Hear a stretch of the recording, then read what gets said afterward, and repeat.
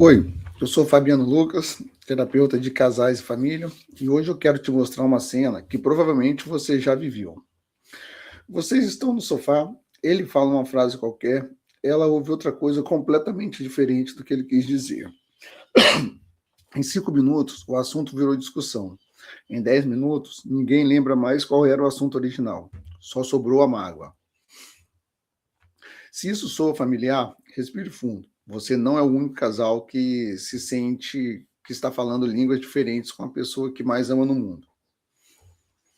Hoje, eu vou te mostrar, com base no método Adam, como avaliar o que realmente está quebrando a comunicação de vocês, como desenvolver habilidades concretas para se comunicarem de um jeito novo e como alinhar na prática, na sua prática do dia a dia e não só na teoria. Bom, eu preciso te dizer uma coisa antes de começar. Comunicação não é sobre falar mais, é sobre ser entendido e entender.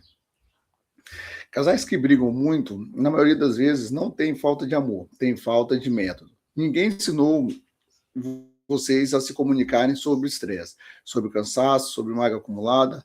Comunicação é uma habilidade que se aprende. Bom, vamos para o primeiro pilar do método Adam, que é avaliar. Antes de tentar consertar qualquer coisa, você precisa entender exatamente onde está o problema. E a comunicação quebrada tem sinais bem específicos. Vou te dar 4 perguntas. Eu quero que você seja sincero com você mesmo enquanto eu falo, ok? Vamos lá. Primeira pergunta. Quando vocês discutem sobre o assunto ou a discussão vira sobre quem está certo? Porque isso já é um sinal de que a comunicação de vocês virou um campo de batalha e não uma ponte. Segunda pergunta. Depois que a discussão acaba, teve conclusão ou só cansaço? Casais com comunicação saudável terminam uma conversa difícil com clareza. Já casais em crise terminam com silêncio e ressentimento guardado para a próxima briga. E terceira pergunta. Você já parou de contar coisas para seu parceiro ou parceira porque, no fundo, você pensou, não vale a pena, vai virar discussão? Isso, no método ADA, a gente chama de silêncio protetor.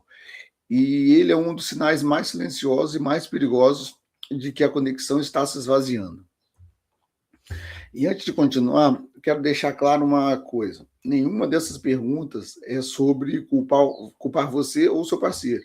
É sobre enxergar com clareza, sem filtro, sem se defender antecipadamente, porque você só avalia com honestidade aquilo que a gente realmente está disposto a olhar de frente.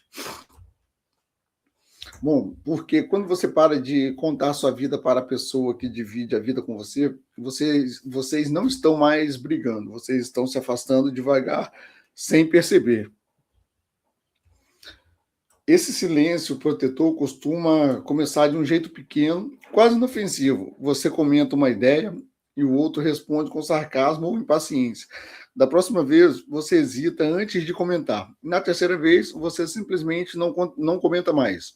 Ninguém decidiu conscientemente parar de compartilhar a vida. Foi um acúmulo de pequenas experiências de não se sentir bem recebido. Bom, a quarta pergunta. Existe um padrão? Toda vez que você fala de um jeito, o outro reage sempre igual? Isso é o que chamo de ciclo de conflito. E ele é previsível. A boa notícia é que tudo o que é possível pode ser interrompido. Ou, perdão, tudo que é previsível pode ser interrompido. Bom, aqui está a verdade que eu preciso que você escute. Vocês não brigam por causa de um assunto, vocês brigam por causa do jeito como conversam sobre o assunto. E a maioria dos casais, a maioria dos casais que eu tenho dado suporte, discute sobre dinheiro, sobre filhos, sobre tarefas de casa, mas quando a gente vai fundo, o problema nunca é o assunto em si. É que um fala de um jeito, que o outro ouve como um ataque, e o outro responde de um jeito que soa como um desprezo, e aí os dois estão se defendendo, ninguém mais está se conectando. Deixa eu te dar um exemplo que eu vejo toda semana aqui nos meus atendimentos. Ela chega em casa e diz, você nem perguntou como foi meu dia. Ele ouve isso como uma cobrança, uma acusação de que ele é um marido ausente. E aí ele se defende. Ah, eu trabalhei o dia inteiro, também estou cansado. Ninguém mentiu, mas os dois saíram feridos, porque a intenção dela não era acusar, era pedir atenção. E ele não entendeu o pedido, só entendeu o ataque. Outro exemplo comum é a discussão sobre tarefas domésticas. Bom, ele diz: você podia ter lavado a louça. Isso parece um comentário simples sobre louça, mas ela ouve embaixo dessa frase uma mensagem de que ela nunca faz o suficiente, de que está sendo avaliada e reprovada. E ela reage como uma defesa desproporcional ao tamanho do comentário original, porque ela não está reagindo à louça, está reagindo à sensação antiga de nunca ser suficiente. É por isso que a mesma frase dita para pessoas diferentes ou em momentos diferentes do casamento pode gerar reações completamente distintas. A ferida de cada um define como a frase é ouvida, não a intenção de quem fala. E existe um segundo padrão que costuma acompanhar a comunicação quebrada, que é a leitura de mente. Você acha que já sabe o que o outro vai dizer. Então, você já responde na defensiva antes mesmo de ouvir a frase inteira. Isso encurta as conversas, mas destrói a possibilidade real de entendimento, porque vocês pararam de escutar o que está sendo dito e passam a escutar apenas o que já esperam ouvir. Bom, agora vamos para o segundo pilar, que é o desenvolver. E aqui eu vou te dar 5 habilidades práticas baseado no método ADA que vocês podem começar a usar hoje à noite. Perdão. Vamos lá. A primeira técnica se chama fala em primeira pessoa. Isso parece simples, mas muda completamente o tom da conversa. Em vez de dizer você nunca me ajuda, que é uma acusação, você pode dizer eu me sinto sozinho quando preciso lidar com tudo isso sozinho. Repare a diferença. A primeira frase ataca o outro. A segunda frase mostra o que está dentro de você. E o cérebro humano ele reage de um jeito completamente diferente a um ataque e a uma vulnerabilidade. Ataque gera defesa, vulnerabilidade gera aproximação. Segunda técnica é o que eu chamo de pausa dos 20 minutos. Quando a conversa está esquentando e vocês sentem o coração acelerando, a voz subindo, é fisiologicamente quase impossível ter uma conversa produtiva nesse estado. O corpo entrou em modo de defesa. Então, combine entre vocês um sinal. Pode ser uma palavra, um gesto, uma frase, que significa eu preciso de 20 minutos para me acalmar. E eu prometo que eu volto para terminar essa conversa. Isso não é fugir do problema, é dar ao cérebro a chance de sair do modo de ataque e entrar no modo de conexão. Então, e a terceira técnica é a escuta de repetição. Antes de responder o que seu parceiro ou parceira disse, repita com suas próprias palavras o que você entendeu. Ah, deixa eu ver se eu entendi. Você ficou magoada porque sentiu que eu não te dei atenção no jantar de sábado, é isso? Isso parece bobo, mas a maioria, a maioria das brigas de casal começa porque um entendeu errado o que o outro quis dizer. Repetir antes de responder elimina esse mal-entendido antes que vire briga. E tem um detalhe importante nessa técnica. Depois de repetir, pergunte, eu entendi certo? Isso dá ao outro a chance de corrigir e mostra que a sua intenção genuína é entender, não só parecer que está ouvindo enquanto já prepara a próxima resposta na cabeça. Bom, a quarta técnica é a janela de 20 minutos diário. Reserve 20 minutos por dia, sem celular, sem TV, só para atualizarem sobre a vida um do outro. Não precisa ser sobre o relacionamento, pode ser sobre o dia de trabalho, sobre um problema com o filho, sobre uma preocupação qualquer. Casais que mantêm esse hábito não deixam de brigar, mas eles nunca deixam de se conhecer. E é isso que sustenta a comunicação a longo prazo. A quinta técnica é o que eu chamo de momento certo, não momento qualquer. Muitos casais eles tentam resolver assuntos importantes exatamente na hora errada, quando um acabou de chegar cansado do trabalho, quando as crianças estão gritando ao redor, quando já são 11 da noite e os dois estão exaustos.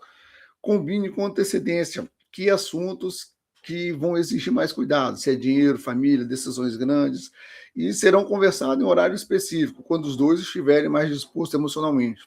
Isso não é evitar o assunto, é dar a ele ou a ela a chance de ser bem conversada. Bom, porque a mesma conversa no momento errado vira briga e no momento certo vira entendimento. Comunicação saudável não é sobre nunca discordar, é sobre discordar sem destruir a conexão.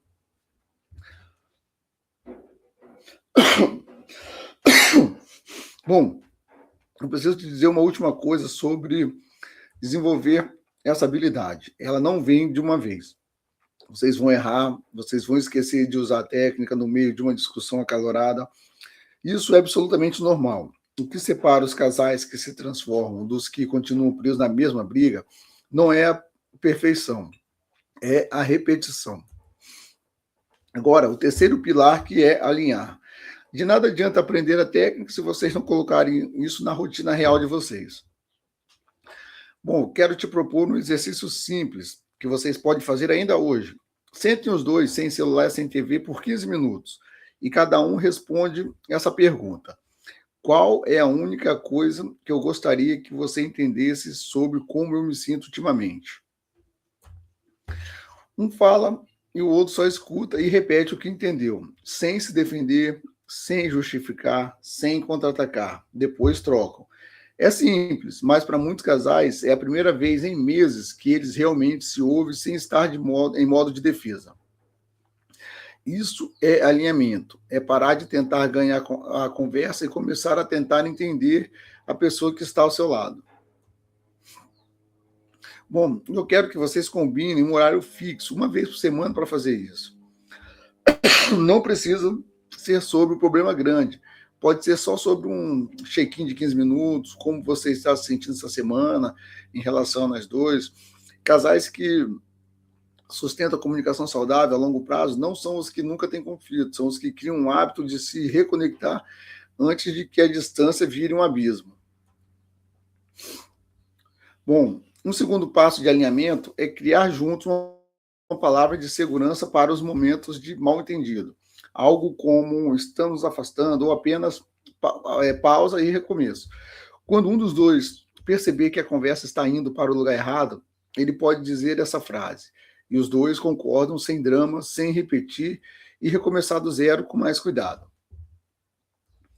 E por último, revisem junto uma vez por mês como está a comunicação de vocês, o que melhorou, o que ainda trava, quais técnicas vocês esqueceram de usar, habilidade de comunicação, assim como qualquer habilidade enferruja, se não for revisada, um mês de atenção consciente já muda o padrão, mas é a manutenção contínua que sustenta essas mudanças pelos próximos anos. Relacionamentos fortes exigem habilidades fortes, e habilidades fortes se constroem com prática, não com boas intenções isoladas. Bom, se você chegou até aqui, eu quero te dizer uma coisa. O fato de você estar assistindo esse vídeo já mostra que você realmente não desistiu do seu casamento. E isso já é o passo mais importante de todos. Comunicação não vai ser perfeita a partir de amanhã. Vocês vão esquecer as técnicas no meio de uma discussão, vão voltar a padrões antigos algumas vezes. Isso não é fracasso, é parte natural de mudar de um jeito de se relacionar que talvez tenha anos de repetição. O que importa é voltar repetidamente e tentar de um jeito novo, mesmo depois de um deslize. Todo conflito revela uma necessidade emocional. E a comunicação quebrada, na maioria das vezes, não é falta de amor, é falta de ferramenta. E se você quer entender exatamente qual é a raiz do problema entre você e seu parceiro, não só na comunicação, mas em todas as áreas do seu relacionamento, eu criei uma ferramenta gratuita chamada Raio-X do Casamento.